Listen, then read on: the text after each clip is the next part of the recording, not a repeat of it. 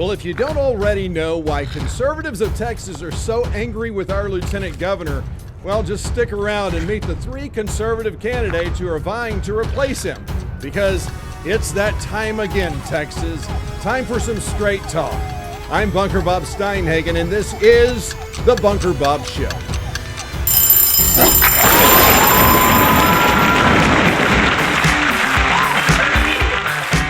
Welcome back, friends, to the 9th of 10 Republican candidate forums being held in the bunker.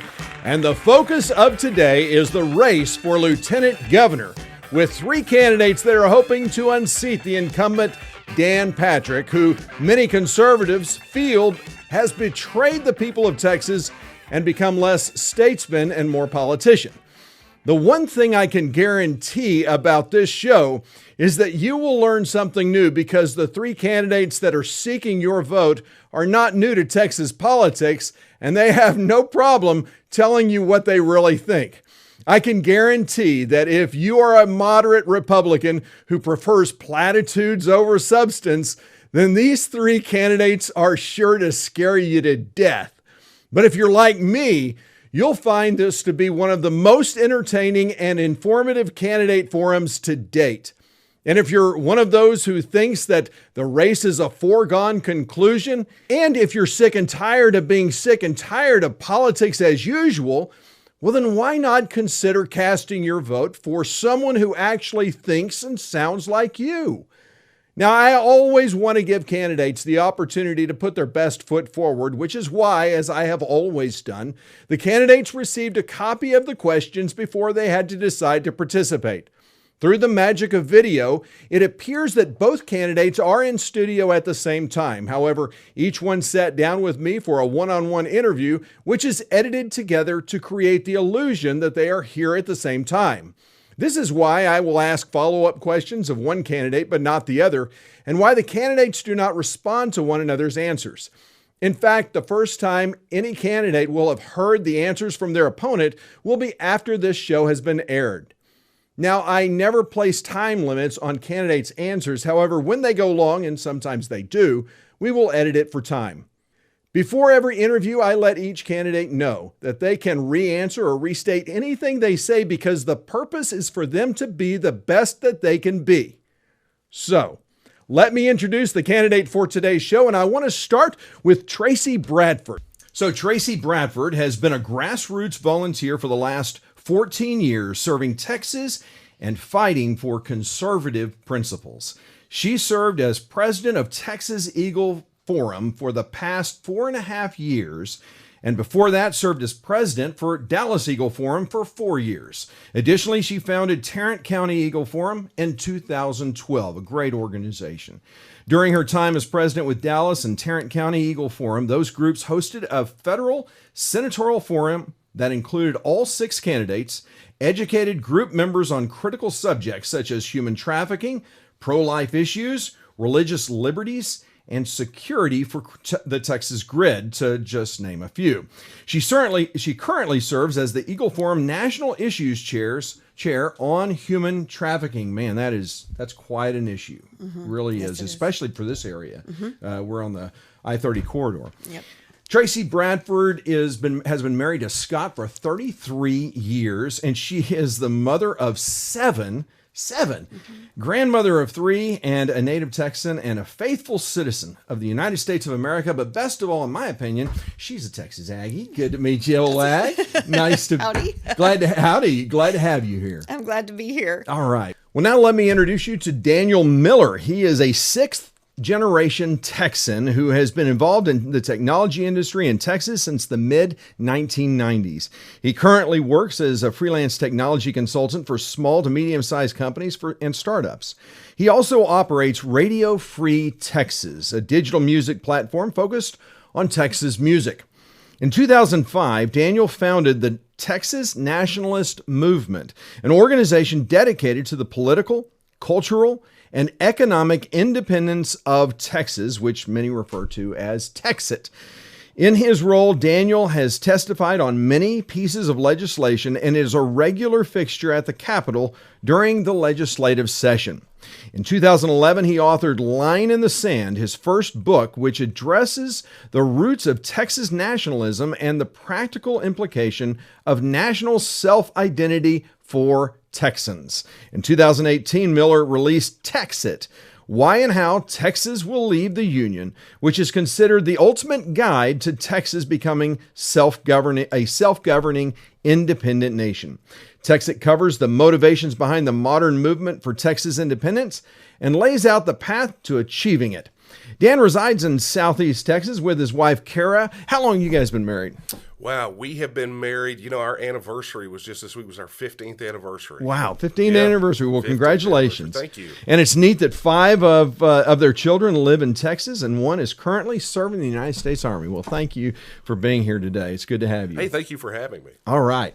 Finally, meet Aaron Sorrells, who is a 5th-generation Texan who grew up in Fort Worth. To Aaron, being a Texan means that you have the freedom and opportunity to succeed if you believe in your God-given abilities and work hard to put those talents to use. Aaron's dedication to hard work and a belief in leading by example allowed him to rise from an entry-level retail position to management and then to success in opening his own small business. Aaron and his wife, Amber, have been married for 17 years and have 3 children, Eli, 14, Evan, 11, and Ethan, 8. Well, you spread those out pretty good, didn't you? Did indeed. Well, I appreciate you being here today. Thank you. Thank you. So the first question is, why are you running? And specifically, what actions taken by Governor Patrick do you most strongly disagree? We'll start with you, Aaron. Well, most strongly disagree. Why am I running? Basically, what I looked at is I saw my business getting destroyed. I saw my personal rights being affected every day because the mask mandates, the vaccine mandates, you know, where you can go, when you can't be here, shutting down your churches. I mean, you name it, right? We've all been through it. Yeah. And ultimately, what happened was my son my 11-year-old Evan broke his foot, and I went to a Cook Children's facility in Fort Worth, and they told me to put a mask on, and I said, I can't. I have 2 medical conditions. You watched me carry my son, and he's in pain. Please take care of his broken foot. And they said, ultimately, after about 15 minutes and 2 staff members and 3 nurses, they said, it's our company policy. We're not denying you service. You're choosing not to wear a mask. Never asked vaccine status, never anything. It was all about control. And I said, that's it. You've now taken away my rights as a parent to protect my child because now I can't go to any follow-up appointments. I can't go to anything. And so I looked at it and I said, hey, the governor's already got 3 pretty good candidates going against him. And the guy really that should have kept Abbott in check and stopped him from being a tyrant was Dan Patrick. But Dan Patrick hides like a snake in the grass, and he doesn't actually do anything to protect our rights. And so, the most powerful position in Texas is the lieutenant governor. That's true. And so when you look and you say, hey, why did the executive branch get to do what they did? Well, it's because we didn't have the proper control. The other 2 branches didn't keep the executive branch in check. And they let him run amok. They let him be a tyrant, let him violate the Constitution 17 times, and just sat there idly by. So at this point, basically he's as guilty as anybody is for allowing it to happen. So I decided I was going to take out the next most powerful person. So we can change out the governor and change out the lieutenant governor. We can make some real changes in Texas. Very good. Tracy? Well, we've been talking. I've never really had the desire to run for office. Okay. So I loved being an activist, and in that role actually worked on policy where we ran through the lieutenant governor. And I would just say that when I was approached about doing this, I wanted to run and run the other direction, not run for office. And, you don't hear that very often. And we prayed about it, talked to the wise counsel that's in my life, and decided, you know what, it's time to do this. And wow, I don't know if people know that the lieutenant governor is the gatekeeper for legislation. So Governor Abbott doesn't pass his agenda without the lieutenant governor allowing it. And so for me, there have been flags along the way. I've worked on the grid issue for 10 years. We started very early and met Senator Hall, and that was kind of one of those moments where we're talking about the grid, and he raises his hand very politely and says, I was in charge of EMP when I was in the military. And so we just started from that point on working on that issue. And to see it played with, really. They would tell us one thing and do another. And this is a serious issue, as we found out last February. Boy, didn't we? We told them about that in 2015. And so I've watched year after year, and as our Republican priorities are kind of looked at and tossed aside, enough is enough. And then I will tell you, probably the straw that broke the camel's back for me was 2019. Okay. When they passed the massive mental health bills that people do not understand what went into education code that affects the child-parent relationship. There's basically red flag laws in there. It's a bundle of Wow. issues that no one really knows. And they passed this without even really debating it. And I remember being so discouraged and thinking, I cannot believe y'all just pushed all that through. And then come 2021, and where were they? They knew about mass mandates. They knew the vaccine was coming. When our Texas congressmen are talking about that early on in 2020, and they did nothing. They didn't fight for us. They could have come in 2021 and shown the people of Texas, we take you seriously. We know this has been hard, and let's fight for you. It's not what they did. And that's when I was asked, I thought that was a long answer to your question, but here we are. Yeah, Governor Patrick, has been a stalwart conservative for some time, but it seems to have really kind of fallen by the wayside and become a product of Austin. What would you do different that he's doing that you would do different? I would pass the Republican priorities. I would make that the priority. Well, he can't pass it. No, you're the gatekeeper though, and you can get those bills assigned. You can make sure that you've got the right committee chairs, because there are some very talented people in that Senate. Yes, there is. And allow them to do their work. He runs that Senate with a thumb on the people. And I've actually talked to people and said, do you feel like you're able to freely do your business? And that's not what's been happening. And so to allow the people, you're right, he is the president of the Senate. And so you direct what goes where and how it moves. There is no doubt, because we can watch if something really needs to be moved, it is through there right away. Okay, so let's play devil's advocate with you, because the argument that is being made on his defense is that he doesn't put anything on the floor that he's not sure will pass. So and that's kind of a rule of the Senate. That's the intent calendar, and that's where used to you'd have to go door to door and work it, and then go back to the person that's authored your bill and said, look, we've got these people, they're a yes. And so I understand that, but I've also been on the receiving end of, we'll pass that legislation, and then it either is passed very end of session when there's no possible way it can ever make it through the House and back, but then they take credit for it, or they hollow out the bill. So really what you have is a title, which was more along the lines of what happened with the grid. Yes. And so they, again, take credit for passing the grid bill, but there was no meat to it. There were no consequences in there.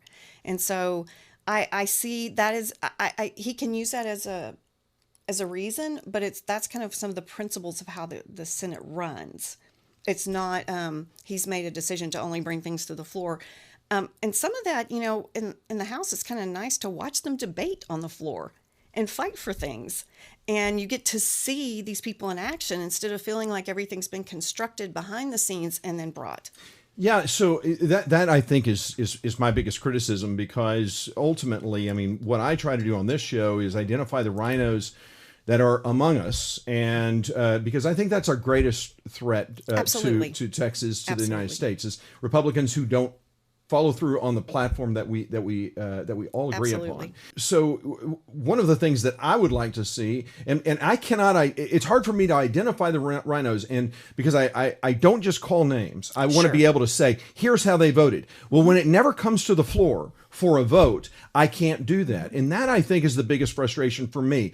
I don't care that it won't pass. I want to know which senators are voting for and which ones are voting against their party. Mm-hmm. And as Lieutenant Governor, is that something you think is important as well? Absolutely. And that's where the debate happens. That's where the fight happens. And then you do get to see where these senators are and how they're leading. Are they listening to us?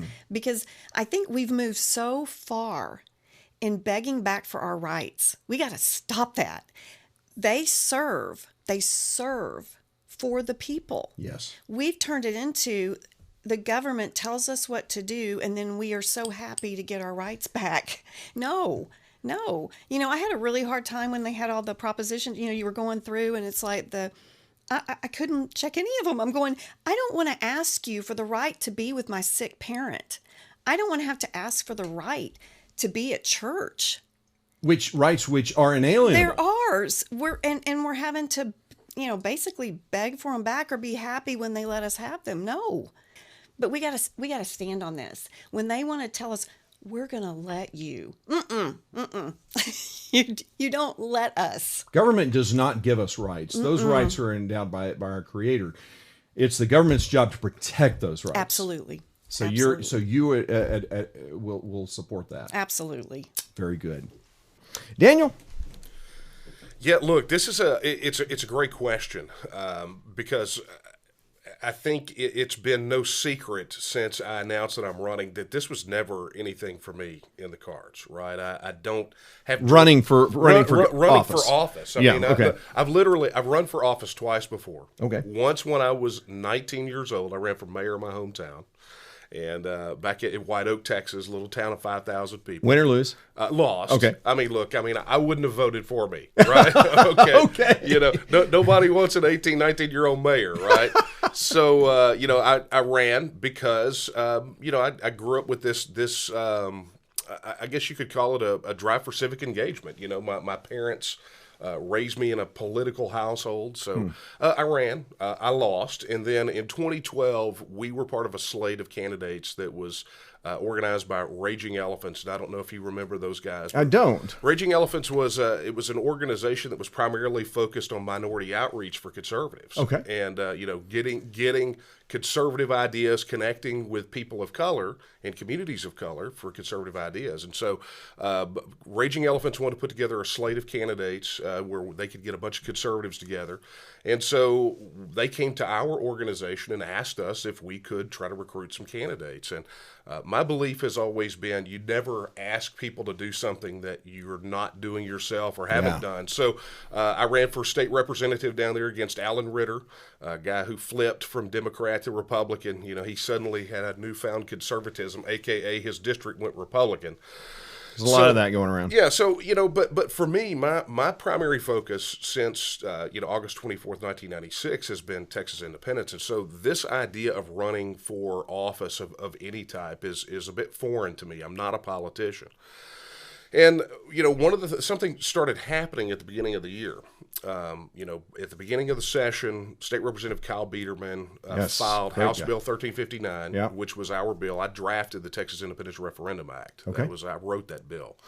But he filed our legislation, and while I was touring in support of the legislation and for the organization, it seemed that every Q&A that we did for a public event, people would come to me and ask me, "So why don't you run against Dan Patrick?" And it's like, why are you asking me to run against Dan Patrick? I mean, he's not on our radar. It's obviously that he's not a friend to our issues, but why specifically? And this continued to happen every single event that we were doing. And it really culminated in an open letter that was drafted by a bunch of conservative organizations, Republican conservative activists, asking me to run. And when you put it to paper, it made a lot of sense. Specifically, when you look at, not just the issues where we've got with Dan Patrick and the issue of Texas, or at a minimum, giving people of Texas a vote on the issue. It goes back, in our relationship, sort of as a critic of his, goes back to when he was promoting red flag laws after the shootings, or he was forcing, he was basically Abbott's right-hand man on all these mental health bills, which opened the door for social emotional learning and critical race theory in our schools. But it even goes back further than that. You go back to 2014. Our organization was a co-host of one of the lieutenant governor's debates down in Clear Lake. And a few things happened. Number one is we found out, and it's on video, you can go to our website. We play the video all the time. Dan Patrick, as a state senator, wanting to run for lieutenant governor, had no idea what Article 1, Section 2 of the Texas Constitution said. These are guys that go in there, they raise their right hand, they take an oath to uphold it. At a minimum, they should know what the first and second parts of the Texas Bill of Rights are. So that was problematic. But then you get into things like, he ran on ending in-state tuition for illegal aliens. Never got it done as lieutenant governor. His big campaign promises, secure the border.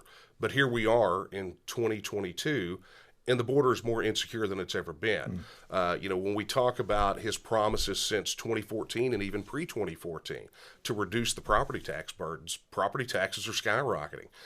It is the property tax burden now is higher than it's ever been.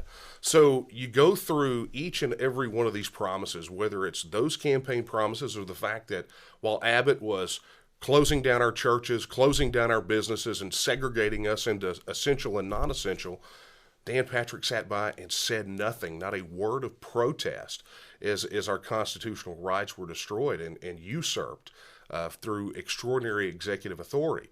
Dan Patrick is problematic, and the bottom line is that if they do not represent us, they cannot represent us. Very good. The next question is, do you have a faith? And if so, what is it? And how does it guide you if elected? Daniel, how would you answer that? Look, I was alternatively raised Baptist, missionary Baptist, Assembly of God, and Church of God. Oh, my goodness. Okay. Wow. Yeah, we moved. Dad was an iron worker, so we moved a good bit. And, my parents always wanted to find a church that was a good fit for us.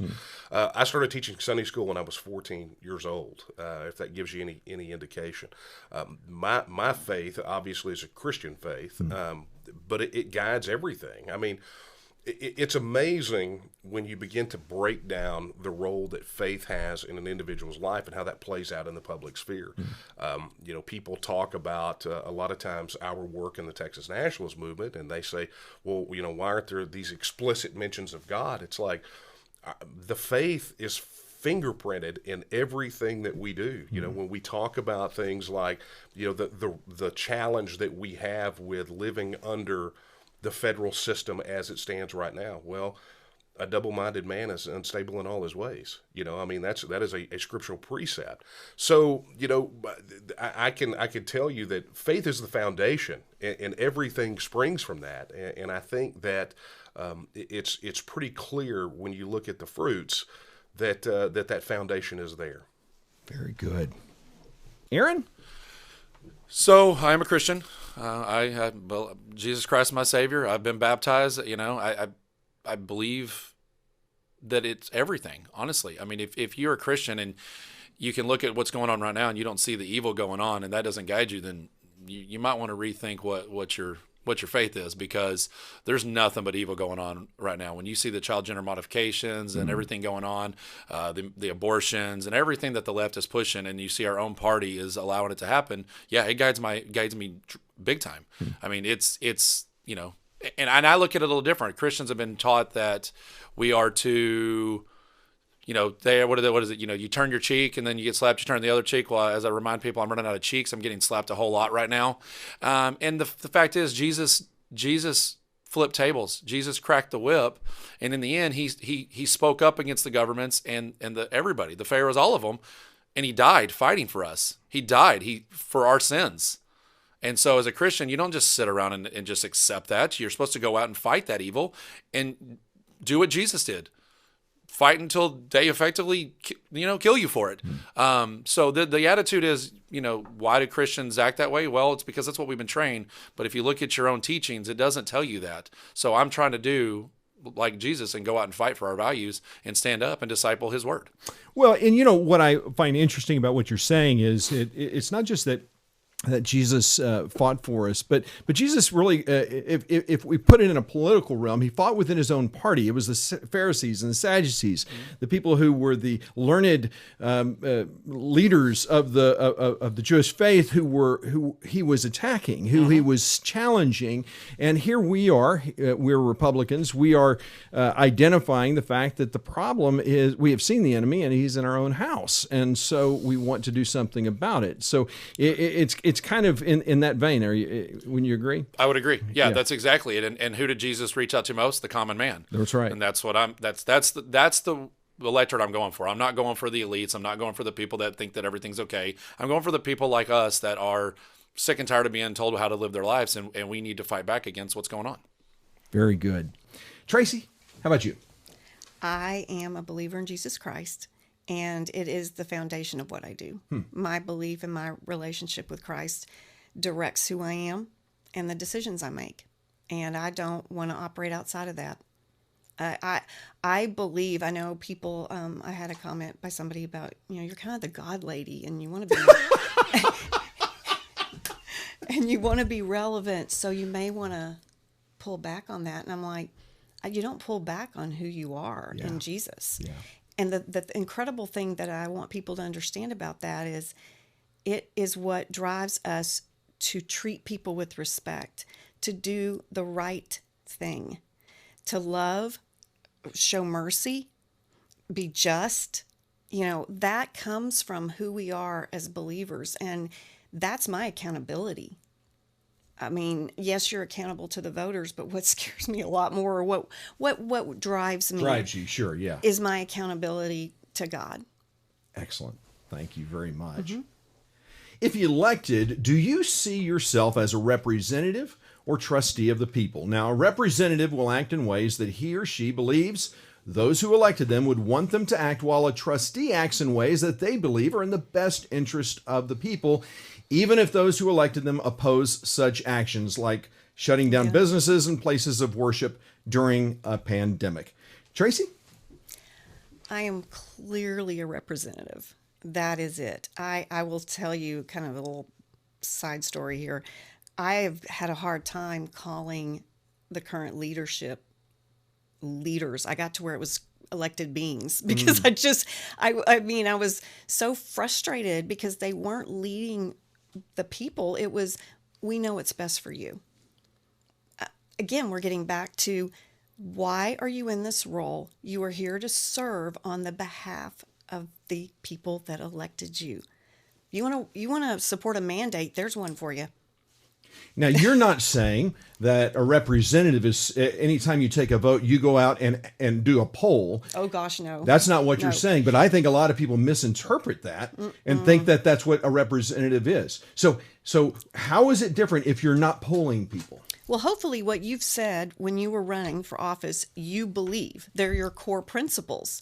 And they see that, so they vote for you, so that you don't, which way's the wind blowing? You know what is right. You know what to do, because those are your core principles. And you have been elected because of that, to serve. Love that answer. Aaron, how would you answer that? Well, we just talked about faith. So we did. Let's, you're supposed to be a servant. That's what a leader's supposed to be. So I'm to represent my constituents. I'm supposed to represent my party. Prime example is we've gone through multiple sessions, and this is considered the most conservative legislature session. That's what they tell us. Yes. Yet the people's priority, the GOP priorities that were given to them by the people, we got 3 watered down versions of the 8 that were given to them. Well, that means we've gotten less than that if this is the most conservative. So no, we need to be representing the people, and we need to do what the people ask us. It is not about Aaron Sorrells' priorities. It's not about Greg Abbott's priorities or Chad Prather or Alan West or Don Huffines. It's about what the people of Texas asked you to do. If you can't represent those priorities, then you're not being an elected official. You're being the trustee, and you're doing what you think is right, and that's not your role. We're supposed to have statesmen. We're supposed to have citizen representation. I shouldn't have to march to Austin to get my things done because my representatives in my local community don't do it. So yes, we need to expect more, and we need to hold people to the fire. And if I don't do what I tell you I'm going to do, and trust me, if you listen to me, I'm not afraid to tell you what I'm going to do, then I expect you to hold my feet to the fire, and I expect you to vote me out next time for not doing what I told you I was going to do. Very good. Daniel, how about you? Look, it is abundantly clear to me. I mentioned a moment ago Article 1, Section 2 of the Texas Constitution, and it says that all political power is inherent in the people. All free governments are founded on their authority and instituted for their benefit. And it says the people of Texas stand pledged to the preservation of a republican form of government, and subject to this limitation only, the people have at all times the inalienable right to alter, reform, or abolish their form of government in such manner as they may think expedient. Now, that's Article 1, Section 2. It is, to me, in a governing document, the purest expression of the true foundation of government. All political power is inherent in the people. There's no other way to read that other than it is ultimately the representative form of government that we have. And so as people who are elected to public office, if they are not doing the will of the people, then they have usurped the very foundation of our government, of a free government, and have violated our inalienable rights. And so this is, I think, part and parcel of the big problem that we have in governance here in Texas, is that it has become such a microcosm of the elitism that we see among the 2.5 million unelected bureaucrats in Washington, D.C., who believe ultimately that they are smarter than we are and that we are too stupid to govern ourselves. Yes. And, we saw that play out during the pandemic. I mean, you specifically mentioned it. Rather than give the people an opportunity to exercise judgment and make their own decisions related to their health or to their business, what they did was they took our liberty from us. They told us that we were too stupid to manage ourselves, and in doing so, they destroyed some of the foundational principles under which we are governed. In my mind, that is the moment that future generations will point back to say that that was the tipping point. Either the people of liberty stood up and took their government back, or we acquiesced to the destruction of our own liberty. That will be the moment. So after all of that, representative or trustee? Representative. That's what I thought. Yeah. So, in case someone watching didn't understand. yeah, I mean, I guess I could have gone with the one word answer, but look, I think it's I think I wanted to make sure that there's no question for voters to understand where you stand. So yeah, and I think that's solid. I mean, I don't want to leave ambiguities, but I think issues like this, particularly this question, because it's a valid question that I think everyone should be asking of these people who are wanting to, earn these votes, is how they view this and why they view it as such. I can tell you that by and large, the campaign conservatives will go out and they will tell you that, it's representative, but it's not about how they campaign; it's how they govern. That's absolutely right. Absolutely right. Thank you very much, Daniel. Okay, this next question, for some of you, is going to be a no-brainer. When is it okay to enact statewide restrictions against private businesses or houses of worship? Daniel, do we even need to go here? I could give you a short answer on this one. Go ahead. It's not. Okay. And why?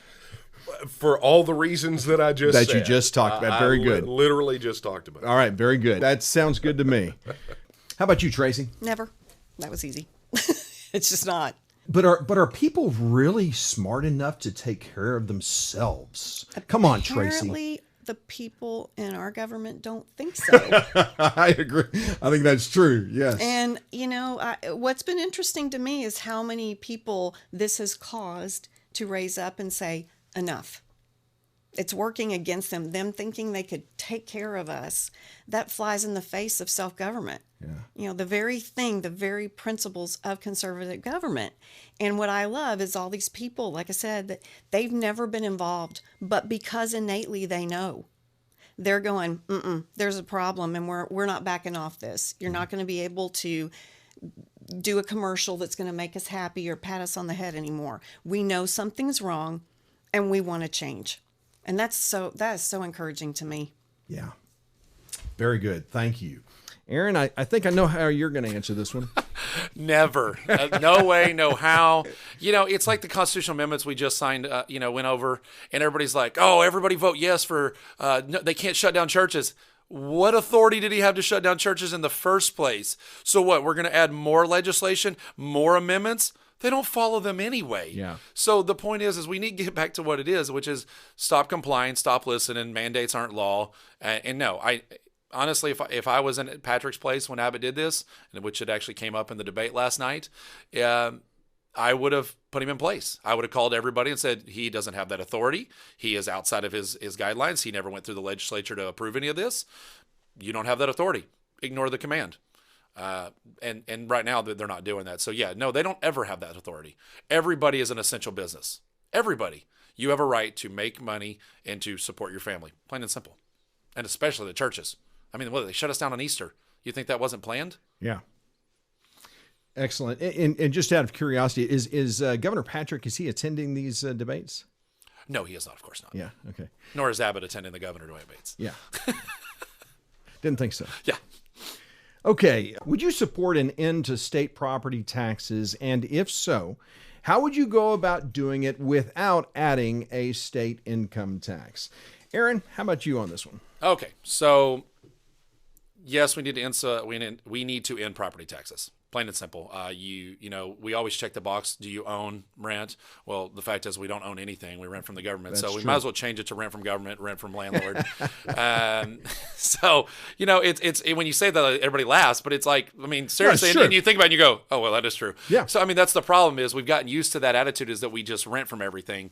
And the fact is, we need to stop worrying about the income tax because it is already a constitutional amendment. Nobody is going to vote to remove that. So everyone uses that as a scare tactic. Yes. Oh, no, we're going to have an income tax. It's already an amendment. No one's going to be like, oh, sure, let's uncheck that amendment. So, but I back a plan called eliminatepropertytax.com. Okay. So it's a little different. So originally when I started doing this, and for the last few years, I've always looked at sales tax, and I sat down with Russell Bennett and Rick Cunningham. I hope I got his name right. Anyway, and he's done a deep dive, better than anybody's done. And he went all the way down to county level, city level, everything. Went all the way down to the taxing districts, all of it. And the fact is, you can't go to sales tax. The sales tax will not work. There are too many cities, too many counties in this state that they don't generate enough sales tax. You would not be able to fund everything they need. So, and then the other problem is, even if you do that, you're still looking at a 15 to 20% sales tax. Well, if you do that, people are going to find ways to buy online and dodge it. If you're on the borders of Louisiana, New Mexico, Oklahoma, you're going to jump right over the border and buy from there where it's cheaper. And ultimately, you're going to have people trying to dodge that sales tax. So the plan is actually a VAT. And so it's a value-added tax. And actually, at the debate last night, somebody tried to scare people away from that. Here's the thing. It is per se a tax on a tax, but it's not. And that's how everybody says it. If we do this plan and we enact it, we can do it in the first session. It can be implemented within 2 to 3 years, and that's with the transitioning period. And what it does is it's value added. So if I sell you an item for $100, you pay, let's say, 10% tax on that, okay? If I resell that item for $100, there's no more tax. Right. If I sell it for $110, then you pay tax on that additional $10. So it's really not a tax on top of a tax, which is what people try to scare with a VAT. You're only paying on the value that's been added since the last time it was taxed. So you're talking about a wholesaler to a retailer. Is that kind of in general? No, all the way. But I up mean, the chain. if I buy something and I sell it on eBay, are you saying that If it's done in a commercial purpose, yes, you are to be taxed. okay, just but under now, commercial private purposes? commercial Okay. purpose. So private entity to private entity, no. Okay. Like if you sell your home, and you sell your home even through a realtor, you're not taxed. If you take your home, you convert it to a commercial property and you rent it, and then you sell it, it's now become a commercial property. There would be a tax on it. So that's not sales tax? No, it's similar to a sales tax in that aspect, but it's called a VAT. It's value added. So you're only being taxed on value added in commercial situations. So that's the difference. And so we're not used to it because it's never been done in the US really. Yeah. It's mostly done in Europe, and people look at Europe and they've got so many exceptions that the plan runs 20, 30, 40% taxes. Yeah. In this plan, it would be a 7 to 7.5% tax. It would give the city and counties up to 3%, which would keep us around a 10% tax total, depending on the city and the county. Okay. You're in. And that would still keep the taxing districts at the city and counties to keep their money strings there. It wouldn't give all the money to Austin. So, and I don't want it to be that way. That's why I don't want a sales tax, because the sales tax would have to go up to the state level effectively and then redistributed. I don't want that. I don't want another big taxing entity in Austin where they get to control all the strings and they get to tell you what's going on. So this plan allows it to stay at the local levels as much as it is now. The current income on the last projection that he ran it on was $80 billion. This plan would cover $84 billion. It actually will generate more money than what the current property taxes are. Really? But then we own our property, and it covers areas, and it covers for areas where you don't have high sales tax, but you do have commercial industries. I see. Where, so that's the problem. And so in this plan, it leaves about 13 to 15 areas, counties/cities where there's problems, and we'd have to look at how we handle those situations. Yeah. But in a sales tax percentage, it's really bad. I think he said there's close to 100 of them or something. I mean, it's really bad. Wow. And everybody that's proposed the sales tax percentage, which is going to be TPPF and all these other plans, are saying it's going to be a 10-year plan. Well, if I believe in term limits, I'm out in 8 years. So now what? I got to hope somebody else comes in and doesn't try to cancel it. I don't want a 10-year plan. I want a plan to fix it now. And so that's why after I looked at their plan, I said, yeah, this is the right one. It works. And I would actually like to see a constitutional amendment that also bans not only income tax now, but also property taxes so we can't go back to it. And ultimately, the problem is not our taxing. Anybody can replace money. The real question is, how are we going to reduce government so that problem is less of an issue?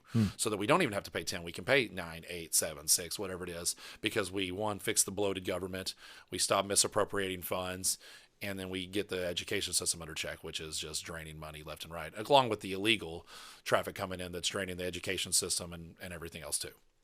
You know, I didn't put this on the list, but I am curious what your thoughts are. You know, we've got an influx of people coming from all over the United States, particularly California and some of the left coast, and they bring with them not only their desire to live more freely, but also their liberal values, which are in conflict oftentimes with that. How do you combat that? So I don't think it's as bad as we think it is. Okay. I actually am.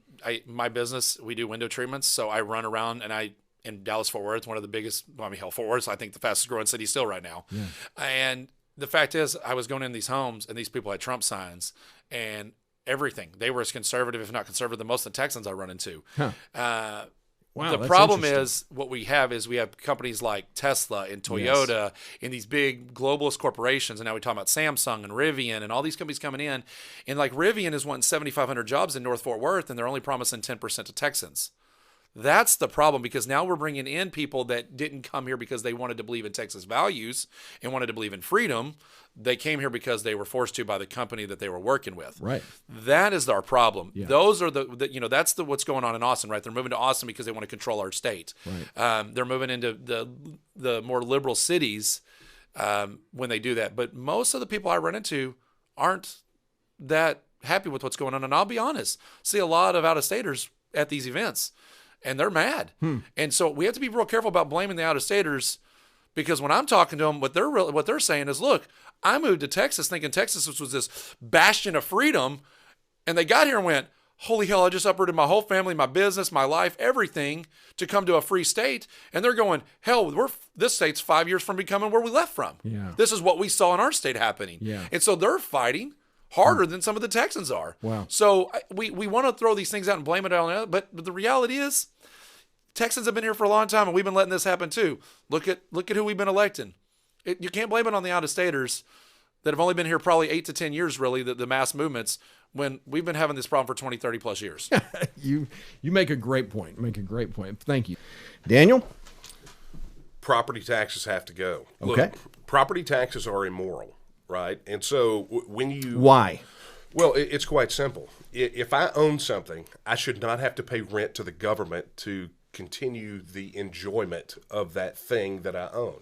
And that's property. I mean, that's, when we talk about the mindset of the founders and framers, life, liberty, property, right? Life, liberty, property. Okay, so what we have to ask ourselves is, the first question is not whether or not we should eliminate the property tax and what we're going to replace it with, but should it even exist in the first place, right? And if it's immoral, then why would we want an immoral institution to continue? Because it might be a little bit difficult on the other end to figure out how to do it. Now, I'm not going to acquiesce and say that it is difficult, because we have had plans, legislative plans, on the table since 2013 that would do exactly that would end property tax, period, that would end that immoral institution. You go back to 2013, you look at State Representative George Lavender, who filed legislation that would have essentially scrapped the entire tax system and replaced it with a VAT. Not saying that that's what we need to do, but I'm saying the plan existed. Then you go to this last legislative session, Texas Public Policy Foundation. Yes. Right? No radicals. Right. Great right? group. Not radicals at all. Had a plan on the table that would have ended property tax in 10 years, right? And not have to, scrounge and scrimp and save, raise sales taxes and do all these crazy things, but would have done a gradual replacement. It's over a 10-year period. So the point here is, number one, if the property tax is immoral, it must be eliminated. And number two, not saying specifically what the plan should be, but saying that there have been plenty of plans floated that would have done exactly that, that would have, in fact, like the TPPF plan, decreased the overall tax burden for the individual Texan, plus provided the funding necessary to take care of those services that the property tax currently does. And think about all of the administrative garbage that goes away the moment appraisal boards go away, right? All of a sudden now this influx of people moving in and property values going up doesn't matter because we're not being taxed that way. So look, beyond a shadow of a doubt, we have to get rid of the property tax. I like the TPPS plan. I think it's the most current that's on the table. But I have advocated for two changes to it.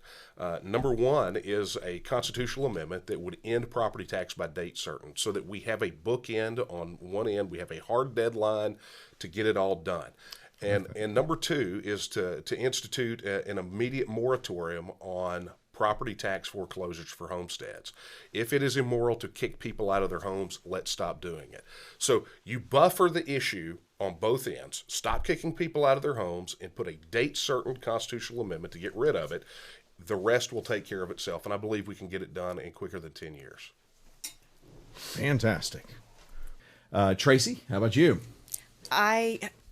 Getting back to, I don't understand how you pay for something you own, and property ownership is one of those major parts of our Constitution, and it's our rights. And I'm the kind of person, I want to know the root. Like, I want to dig and dig and dig till I get to the root. And when we talk about property taxes, you hear a lot of different solutions. I want to get rid of it, but we have a spending problem. And until we get to the root of the spending problem, because even the latest thing that came out with, this last session they passed, it's now a law that you can't raise appropriations higher than population and inflation. And then they were saying, oh, well, you have this extra money, we could go buy down the M&Os. And you're like, I'm thinking, and they'll just look at that as free money to go spend something somewhere else. They're not going to cut back. So until there are mechanisms to that to happen, but the root of that is we have a spending problem. And until we'll make those cuts, deep cuts, that we all are going to have to at some point sacrifice.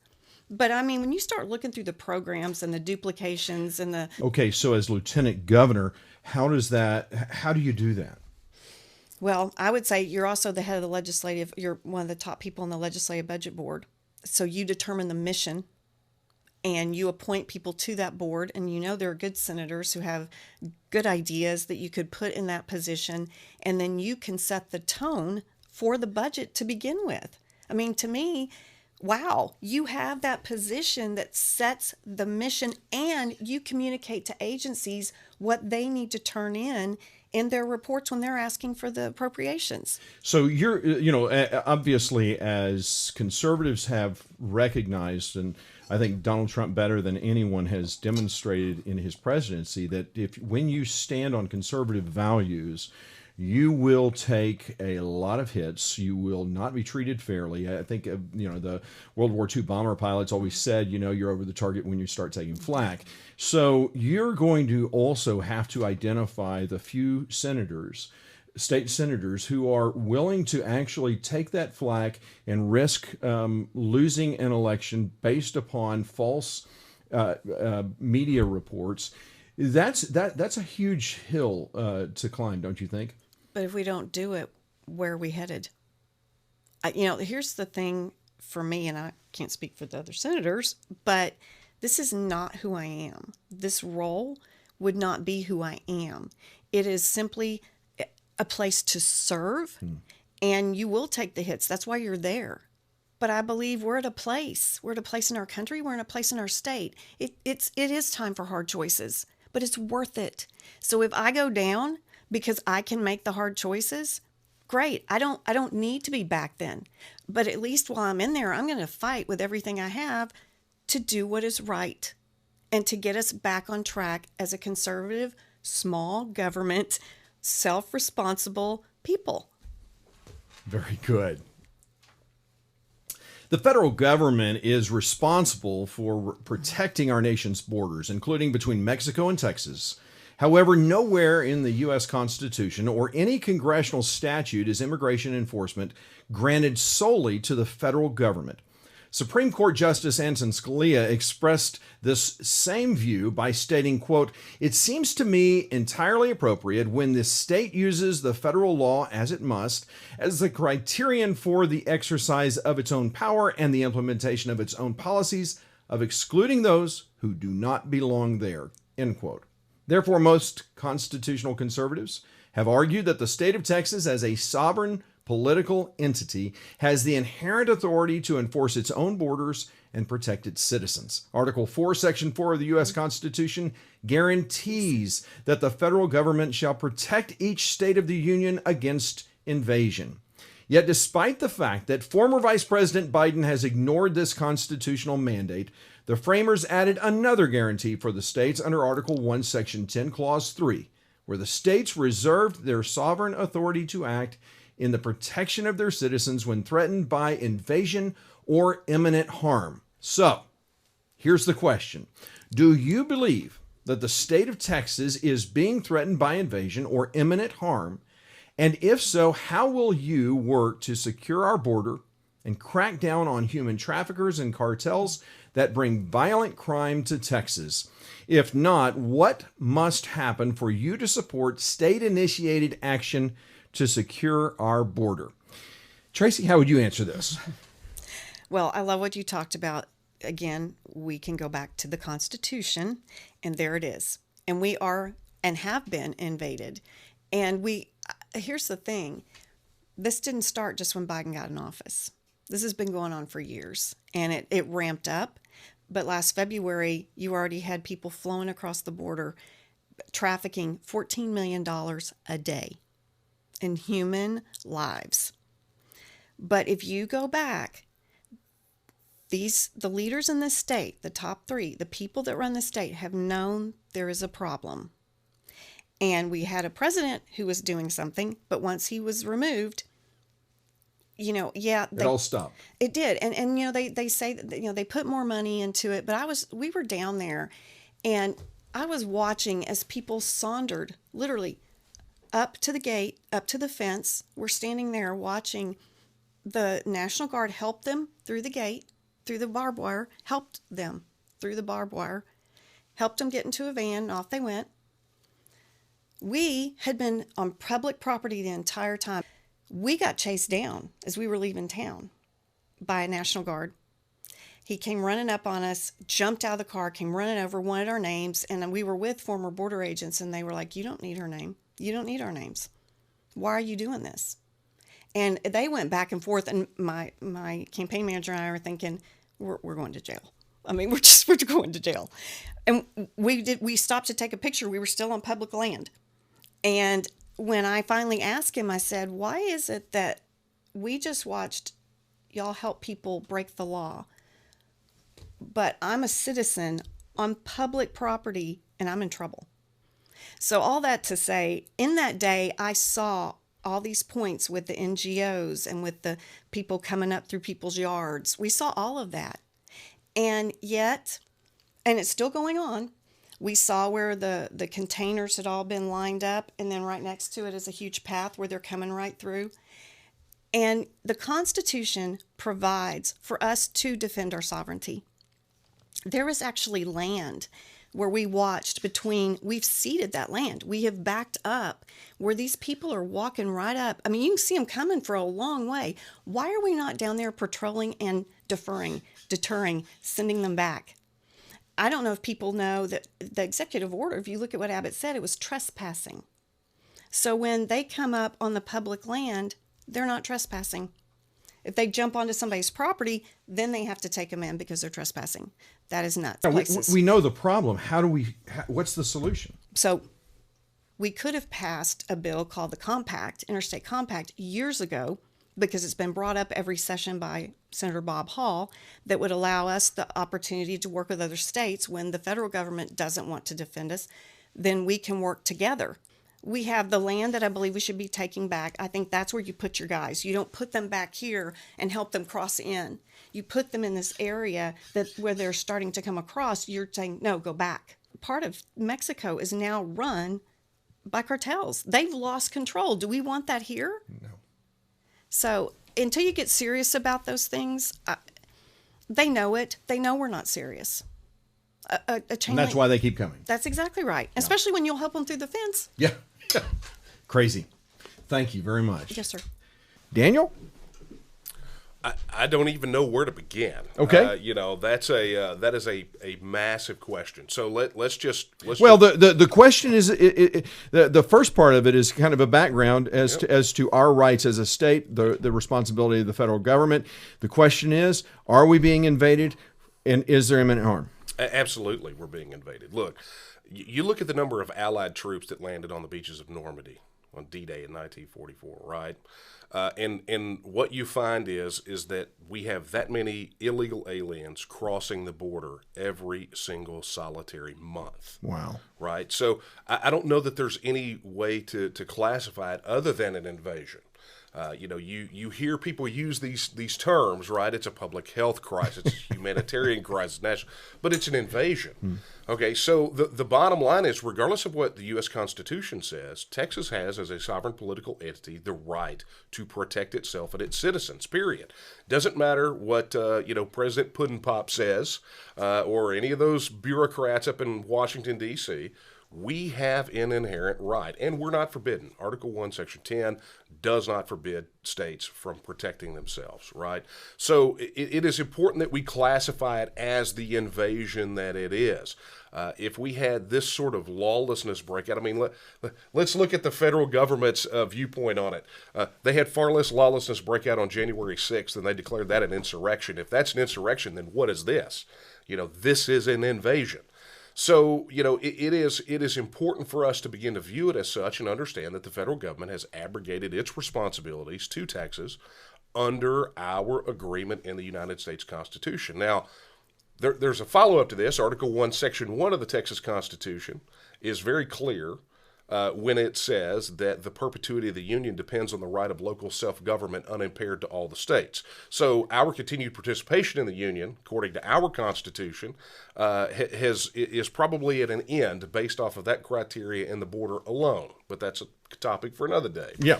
But the fact of the matter is the challenge that we have had is we have had leadership in Austin that has really sort of played at securing the border, right?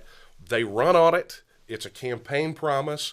But what do we get? We got $2 billion across a biennium that went to the DPS to increase traffic stops 30 miles inland from the border. Well, that's not border protection, right? That's not securing the border. That is a photo op. We had the issue down in Del Rio where, you had this migrant flood that happened. And what happened? Did we actually get real action to secure the border? Absolutely not. What we got was every politician in Austin got on their custom embroidered polo shirts and went down for a photo op, right? So, this is the problem. So what I have done, and this is a plan that we have advocated since 2012, but what we believe should be done is, rather than continuing to spend money on the DPS and the traffic patrols, is that money be reallocated to the Texas State Guard. Fully militarize the State Guard and use them directly on the border as a border protection force until the border is secure. Now, some people say, why the State Guard? Well, it's quite simple. Out of the Texas Military Department, there are 3 branches. 2 of the branches are National Guard. One of them is State Guard. The difference with the State Guard is it cannot be federalized. Right now, if Governor Abbott calls up the National Guard, places them on the border, the federal government doesn't like it. They can immediately federalize them and send them back to the House. Yeah. But the State Guard, on the other hand, can't be federalized. So as such, it makes the most sense to fully militarize the State Guard, deploy them down on the border to repel the invasion. And I don't mean a mile inland. I don't mean 100 feet inland. I mean all 1,254 miles of that border, bellied up to the river, fully militarized State Guard with very clear rules of engagement that say if those narco criminal terrorists, the cartels, fire on our people, we have the absolute ability to fire back and return fire. Clear rules of engagement. As it stands right now, our state guard, our National Guard troops are acting as an Uber service for illegal aliens to deliver them into the federal custody, who then take them and distribute them to cities throughout Texas and throughout the United States. This is a practice that must stop. Where do you really stand on these issues? Come on, man. Well, would you like me to hem and haw around a little bit? No, I wouldn't actually. All right. Aaron? So, it's kind of funny. Everybody says, "Oh, it's the federal government's property." No, states have the rights. Federal government's limited. Yeah, we have a federal border, but they have a job to protect that border. If they're not going to do their job, I have to keep reminding everybody. It's even when we have the conversation about secession and you can't secede. It's a contract. If you're violating the contract, I have the right to do what I got to do to protect myself. And in that case, it's protect the state of Texas, right? So as Lieutenant Governor, yes, what we do need to do is we need to protect the freedoms of our citizens. We need to do what is required. So, Dan Patrick should have already funded the border wall. He shouldn't have been on TV saying, well, I'm asking the other 37 states to invoke Article 4, Section 4. No, go do it yourself. You should have been doing it, not crying as the most powerful state in the union, not crying to Fox News, we need help. And then 3 weeks later, he's on there saying, if the federal government and Joe Biden would just let me pay for 9,500 guardsmen, I'd do it. What do you mean if they'd let you? Are you a leader? Or are you just one of their lackeys? Because that's what I'm seeing. As I'm seeing someone who has no spine and isn't willing to stand up and protect Texas. So we should have already funded not only the border wall, which would be the first thing I would do is get the border wall back under construction. And those border panels that Trump paid for, that we paid for, it is at the federal government's property. It's our tax dollars. Those Amen are to our that. border walls. Amen. Stop letting them rust. Pick them up. Put them up there. Finish that wall. Next thing is we need to fund our state guard. And if that's not enough support, we need to fund our own militia because, yes, we have the right to use that dirty word. Yes. It is in our Constitution. We need to protect that border because it is an invasion. I've been down there twice. I've seen it. I've not only recorded it at night while watching National Guard come across, help the coyotes bring people across the water. I've also gone out in the middle of the night with body armor on and an AR and a pistol down in Kinney County where there's no protection and went out with a group of militia that was authorized by the Sheriff Bradford. And we went out and saw it with nobody around to protect us. Yeah, this isn't a joke. We watched 2 trains pull up, and you could see people getting on, and as soon as the train saw us, they hauled butt. So yeah, we're being invaded. We also need to shut down the state highways. What do you mean? Well, you've got federal DOT buses running across our highways, moving illegals from the border. They took state land, they converted it to federal land. They locked up parks over there, like in McAllen and Mission, and they put up signs that said you don't have it. Well, it wasn't federal property; it was state property. It was a park. Now it's become federal property. Then they fenced it off. They're running DOT buses across state land and across state highways and state roads. So if you don't, you want to claim federal property? Well, you don't pay for that road. You're not moving your buses on them. Shut them down. Don't let them move. And we'll see, effectively, let's have the standoff. Because the fact is, you cannot continue to allow these people to invade our country. The open border pact that Biden has us in is unacceptable. Mexico was also in the open border pact with the UN. That's why they're not stopping anything. And the fact is the cartels need to be declared as terrorist organizations. And everybody says, well, you can't just go across and attack Mexico. They're already doing it to us. What are you talking about? We're being invaded. We're being shot across. There's plenty of video proof of them shooting across the border. Heck, where I recorded my video off Roma, 2 weeks later, they were firing bullets and tracers across that same area. Thankfully, I wasn't there 2 weeks later, right? So, they're already doing that. So we have every right to go back and defend our border. So, yes, we need to do everything possible. And I tell everybody the same thing. Ultimately, if it comes down to it, and I'm in position, and the governor, whoever gets elected, is in position, and they don't want to do their job, I'll create a constitutional crisis. I don't care. I don't care at this point. You have to defend our borders, plain and simple. Love it. Thank you very much. So delegates at last year's Texas GOP convention voted on 9 priorities from among the hundreds of approved platform planks for state legislature to push forward above other bills. They are election integrity, religious freedom, children and gender modification, abolition of abortion, constitutional carry, monument protection, school choice for all, and a ban on taxpayer-funded lobbying. If elected, how important will Texas GOP's legislative priorities be to you? And what will you do to ensure that they are not just prioritized, but that they get placed on the floor for a vote? Aaron? Well, I think we talked about that earlier when I was mentioning what I do. You did, absolutely. It's one of my main parts of my platform because that's the fact is that's what the people asked for. That's what I'm there to represent the people. And my plan is, if I'm elected, when I'm elected, let's restate that. Good job. I expect to have not only 87th legislature, those 8 that you just went over, I expect those to be in bills, including fixing the ones that we didn't do right. For instance, election integrity. Okay. Yes. No, they destroyed that bill, and then they took the felony down to misdemeanor. We need to change even more than that. What people in Texas wanted wasn't a bunch of electronic voting systems. They wanted fixes, and there is no fixes in that bill. So that bill isn't valid. We didn't get abolish abortion. We're still not challenging Roe v. Wade. And in case anybody's not aware, that new heartbeat bill, while it's saving lives currently, it also opened a whole new can of worms with standing law in this government, in the federal government. That's why the left didn't shoot it down in the Supreme Court, because now the California and Newsom have already said they're going to start using it to go after gun manufacturers and everything else. You let lawyers try to weasel your way out of things, and you don't know the unintended consequences. So we've now given the left more ammo we've modified what standing means, and that's not a good thing. Okay. So we should have challenged Roe v. Wade head on.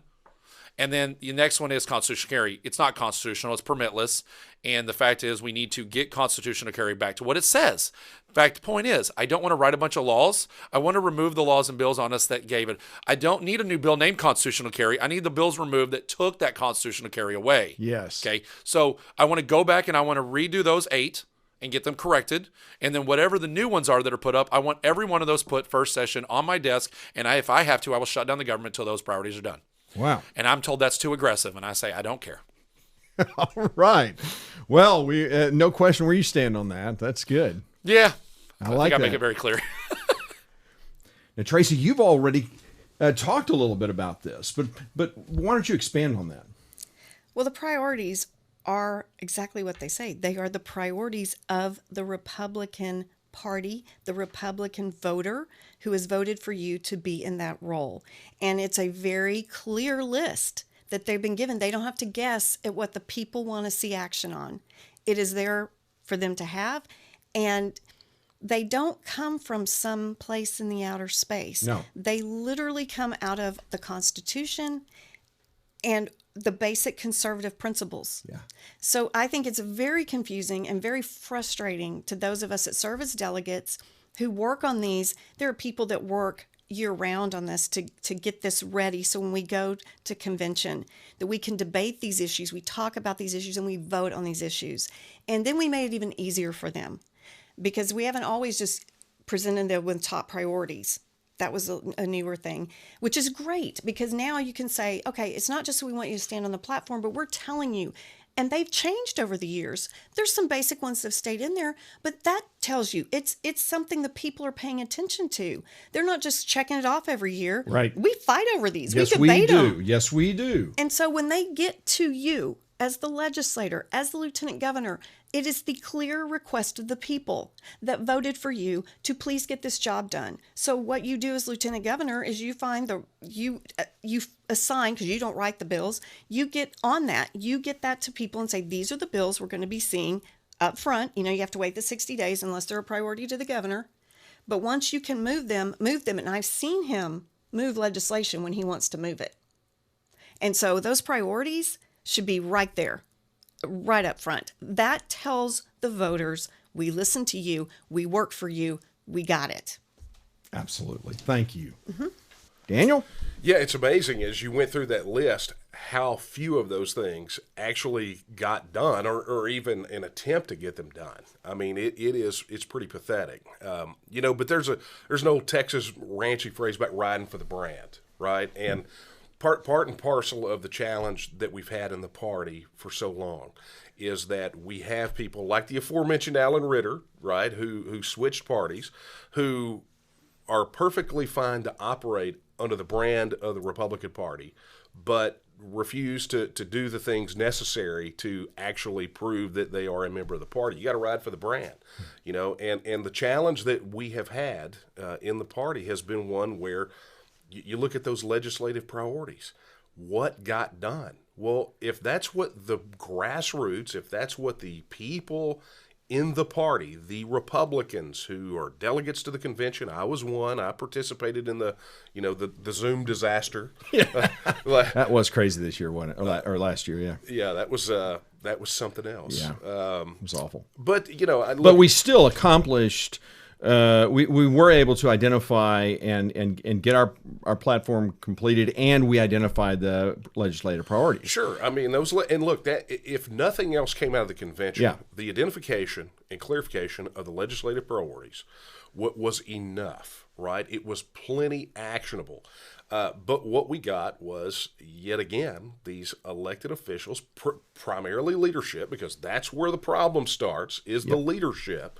Not getting these things done. And a lot of this is done. And I think if you go back to the prior legislative session, where they were scared to death over the midterms, where it was compromise in hopes that, they could at least placate the Democrats some. Well, look, that's not why Republicans get elected. Republicans get elected to carry out Republican priorities. So you take things like election integrity. Well, we took a step backward.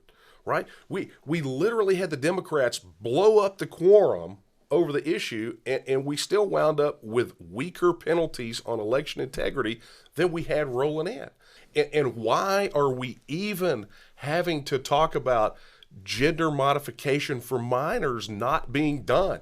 I mean, that is such a common sense thing that no one should argue about, that no one should have fear championing, but we have a governor that won't call a special session to get it done, right? We had enough time in the legislative session for bills on mermaids and mustaches, but not on gender modification of minors or election integrity or any of these other major issues. It's absolutely a travesty. And the only people that can fix this are the Republican voters. And we do that by not voting in the same crop of people who fail to deliver time and time again. Yeah, we've got a lot of people who have the brand that are all hat and no cattle. Yeah, all hat. Another metaphor that we say in Texas. Absolutely. Yeah, absolutely. Yeah. I love it. Thank you, Daniel. Well, I hope this has been helpful for you. I've asked some tough questions, and we've got a lot of straight talk today, and I appreciate it. But I want to give each candidate the opportunity to speak directly to you about why they are the best choice for your vote come this election. So with that, Daniel Miller, take it away. Well, look, for all of the reasons that we talked about, all of these questions, all of these major issues that we're facing here in Texas, we are, I believe, at a pivotal moment in our history. I have made no bones about the fact that I believe that the next 100 years of Texas history are being written over the next coming weeks and months. And so the question that I think voters have to ask themselves is, if that history is being written, how will we be remembered? Are we going to be remembered as the generation that gave away our liberty for political expediency? Are we going to be the generation that lost Texas because of political expediency over principles? Or are we going to be the generation that reaches down and grabs into that Texas spirit and takes our Texas back?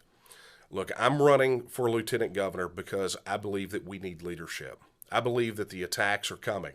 I believe that the attacks are here, whether it be from the 2.5 million unelected bureaucrats in Washington, D.C., the globalists around the world that want to remake Texas into some neo-Marxist paradise, or from the weak-willed leadership that we have in Austin. So I'm taking the experience, the hard fights that I've been in since August 24th, 1996, to fight as I have always done for the freedom and independence of Texas, to represent you, to give you a voice, to give you a choice. And so it's for all of those reasons that I ask humbly for your consideration and your vote to become your next lieutenant governor of the great state of Texas. Tracy? I have been involved in the conservative movement for more than 14 years. I started at home when I still had little ones, and I would make out the list of who people should vote for. I'd research everybody and get information. It was always important to me. and I believe a privilege to help steward this state and this country. I have been involved as a grassroots activist, as a grassroots leader, as a delegate to the state convention. I have worked on these very priorities. I have worked on these issues down in Austin, such as the grid. We started working on that concern. We were the first ones to bring it up with Senator Hall, and that was in 2013, I believe. We have worked on right issues. We were down there in 2013 with a large group of women fighting for the omnibus bill for life. The thing about me is I'm not angry. I got angry a long time ago, and I got to work. And I have worked for the last 14 years tirelessly for these issues, and I will continue to do that because I believe in the future of the state. You know, as a mom and grandmom, I'm looking at what is going to happen, what is going to be there for them. And this is not a role that I want to become.